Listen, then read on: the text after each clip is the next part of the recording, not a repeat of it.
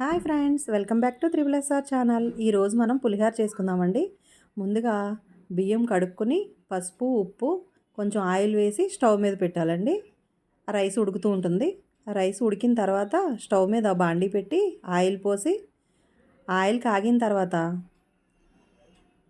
పల్లీలు వేసుకోవాలండి. ముందు పల్లీలు బాగా వేగిన తర్వాత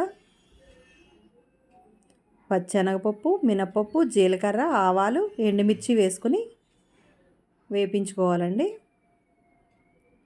అవి బాగా వేగిన తర్వాత కరివేపాకు, క్లీన్ చేసి పెట్టుకున్న కరివేపాకు కూడా అందులో వేసుకోవాలి. అది కూడా బాగా వేపించుకోవాలండి. తర్వాత ఆ పోపు వేరే దానిలోకి తీసేసి అదే బాండీలో పచ్చిమిరకాయలు వేసుకోవాలండి. చీల్చిని వేసుకోవాలి, లేకపోతే పేలుతాయండి. కొంచెం మెంతులు కూడా వేసుకోవాలి. ఒక 1/2 టేబుల్ స్పూన్ మెంతులు వేసుకుని వేపించుకోవాలండి. అవి సగం వేగిన తర్వాత చింతపండు గుజ్జు అందులో వేసుకోవాలి. చింతపండు గుజ్జు నూనె పైకి తేలే వరకు ఉడకనివ్వాలండి. కలుపుతూ ఉండాలి, అడుగు పడుతుంది. లైట్గా చిన్న బెల్లం ముక్క కూడా వేసుకోవాలి.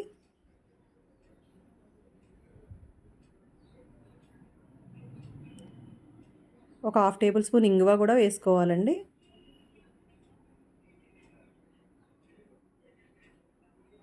ఇందులో 1 టేబుల్ స్పూన్ సాల్ట్ వేసామండి.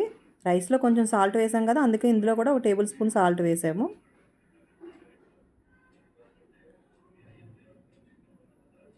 ముందుగా పెట్టిన రైస్లో పోపులు వేసుకోవాలండి. పోపులు వేసిన క్లిప్ మిస్ అయిందండి. అది ఒక బౌల్లోకి తీసుకుని పోపులన్నీ అందులో వేసుకొని కలుపుకొని, ఈ చింతపండు పేస్ట్ అదంతా ఉడికింది కదండి, నూనె పైకి తేలే వరకు ఉడికిన తర్వాత అది కూడా అందులో వేసుకొని కలుపుకోవాలండి. బాగా ఆ రైస్లో పోపు, చింతపండు పేస్టు అన్నీ కలిపి బాగా కలుపుకొని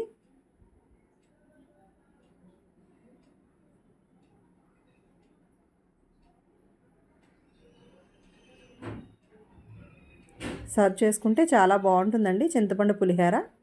ట్రై చేసి చూడండి, చాలా బాగుంటుంది. Thanks for watching. Please like, share, subscribe triple SR channel.